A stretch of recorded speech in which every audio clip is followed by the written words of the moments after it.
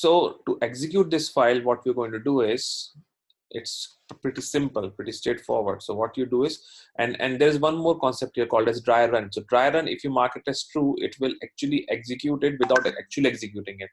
So it's a pseudo execution, that is, it will seems to be executing the steps to know all the feature files has step definitions, but it will not actually execute those step definitions, right?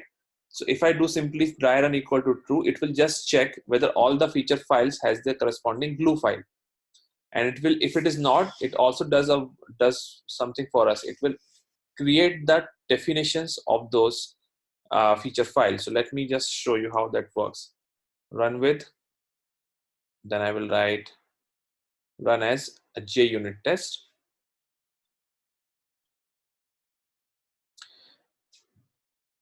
So I think it did execute, but it executed some different file. I think I executed the wrong runner test. Yes, I executed this one. I was supposed to be running this. So if I do a run with here and run as JUnit test, so it is running, it is passed. That means it is able to find all the step definitions for the corresponding feature file. But it said you can implement missing step. That means it is not able to find the steps for these uh, steps which we have here. It is not able to find the corresponding step definitions, but it has generated 3 step definitions for us. And what we'll do next is we are going to copy it, and we're going to go back, and you remember we created a step def API package. Inside this we're going to create a class. The class name I will say get request step defs, something like that. Finish, and inside this I'm going to paste these methods. There will be errors, so I will have to import these annotations. Imported, imported, and imported. Right, so if you notice how it is mapping it. So remember I explained, let me maybe share it again. Remember this diagram? So this is what I was talking earlier. This is a feature file, and this feature, every line here, this is a feature file, right? This is step def. Every file here is associated with a step definition file in the Java class. Now, how this association happens is what I'm going to explain next. That is, this association happens using these annotations and this text. So when Cucumber runs this, when it reads this line, it tries to go and find a glue, a feature file where the annotation given is there and the text which matches this description. And it will go here, it will say that at the rate given, and the text, if the text matches with the file here, the feature file, when the text matches, it will start executing that method. This method name has no significance, by the way. Okay, so if it is reading this, it will start executing this. Similarly, if it is reading this, it will look for a definition similar to when, and which has an annotation as at the rate when, and the text as this till this point. So if I go here, it will say I hit with the API with get request and endpoint as, and if you notice here, this is a parameterized value. So whatever I send here as a double quotes or maybe an integer, it will actually convert that into a parameter, and whatever I would send here will be sent in this variable at runtime. So point is, I will actually can reuse this line for different endpoints. For example, I want to write another test case, right? So now that test case, let's say, is this, that is, maybe I will take help from the existing one. That is, this was my first test case. The second test case is get request validate pagination, right? So this, let's say this is my next test case. So for pagination, I hit the API with get request and endpoint as something. So let me write it here. Get request to validate pagination. And for this pagination, the endpoint is different, isn't it? So I'll go and check again. For this pagination, the endpoint, I think it is the same endpoint. Maybe this will not solve my explanation. Maybe I'll take this test case. So for this as well, maybe I'll still create the test case. So Go REST API is up and running. I hit the API get request and endpoint as this. Then API should return.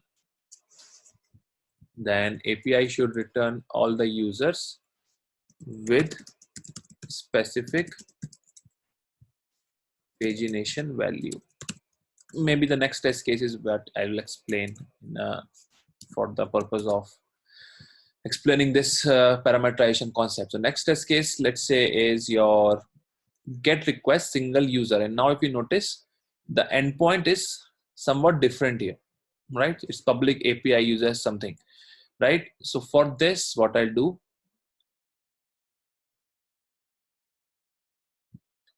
what I will do is I will change this value. So get request to fetch,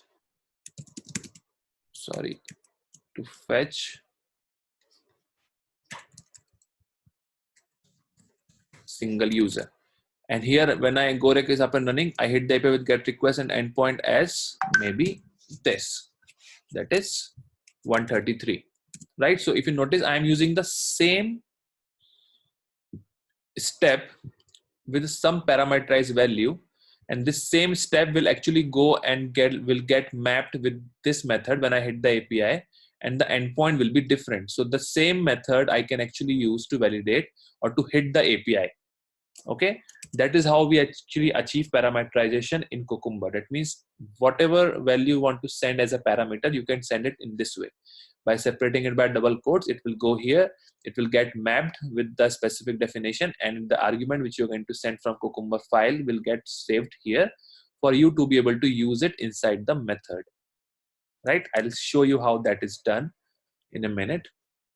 So now I have three test cases. One is get request to fetch single user. Go REST API is up and running. I hit the API with get request with endpoint as this. API should return all the users. So in this case, API should return single user, something like this, right? So this will change because validation is different for all the test cases. So we need to separate these steps, right? Now you don't always have to generate this using runner test. So in this case, let's say I've created I've created two more steps. So for this, I need to create two more definitions, right? So I can also create it manually like this. So I will go back here. API should return single user details. I'll go back and I will copy this here. API should return, I'll change the method name as well, should return single user details. And then there is one more I added, right? So I added this as well, when API should return all these with specific pagination value. And I will also create another method to do just that. So again, this is a validation part. API should return this specific value. This will get mapped with this, should return all the